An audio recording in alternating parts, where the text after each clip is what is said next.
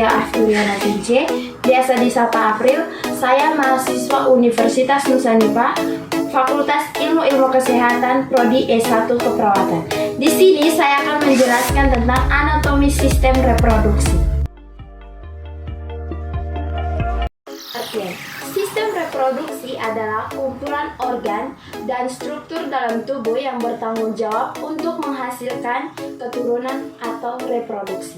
Yang kedua, fungsi sistem reproduksi untuk wanita.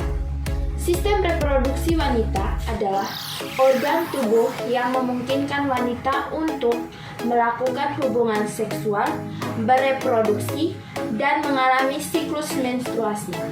Pada dasarnya, fungsi utama organ reproduksi wanita adalah untuk memproduksi sel telur atau ovum dan menjadi tempat terjadinya pembuahan.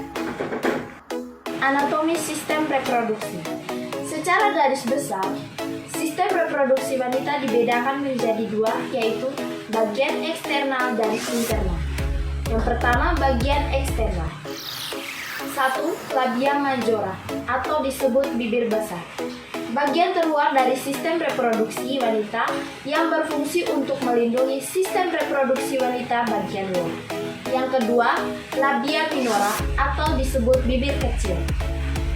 Bagian ini terletak tepat di dalam labia majora dan mengelilingi bukaan ke vagina serta ureta atau saluran yang berfungsi untuk mengeluarkan urin dari tubuh. Ketiga, klitoris. Tonjolan kecil yang terletak di antara labia minora. Klitoris adalah tonjolan kecil yang terletak di antara labia minora. Yang keempat, kelenjar Bartoli. Organ reproduksi wanita yang terletak di setiap sisi lubang vagina. Yang kelima, lubang vagina. Bagian luar dari vagina yang menjadi tempat keluarnya darah saat menstruasi dan sebagai jalan lahir. Himen, lipatan membran atau jaringan tipis yang menutupi sebagian dari lubang vagina. Yang berikut, bagian internal. 1. Vagina. Saluran berbentuk seperti tabung berotot yang menghubungkan leher rahim atau serviks dengan bagian luar tubuh. 2. Rahim atau uterus. Organ berongga yang bentuknya menyerupai buah pir. Yang ketiga, tuba fallopi. Dua saluran kecil yang masing-masing menghubungkan ujung kiri dan kanan rahim atas dengan kedua ovarium. Yang keempat, ovarium. Bagian dari sistem reproduksi wanita yang berada di sisi kiri dan kanan pada rongga pinggul. Berikut anatomi alat reproduksi pria. Secara garis besar, alat reproduksi pria dibagi menjadi dua, yaitu bagian eksternal dan bagian internal. Alat reproduksi bagian eksternal. Yang pertama, penis. Penis adalah organ pria untuk melakukan hubungan seksual yang memiliki 3 bagian, yaitu yang pertama, akar. Bagian penis yang menempel di dinding perut. Yang kedua, tubuh atau batas, berbentuk seperti tabung atau silinder. Yang ketiga, kelenjar.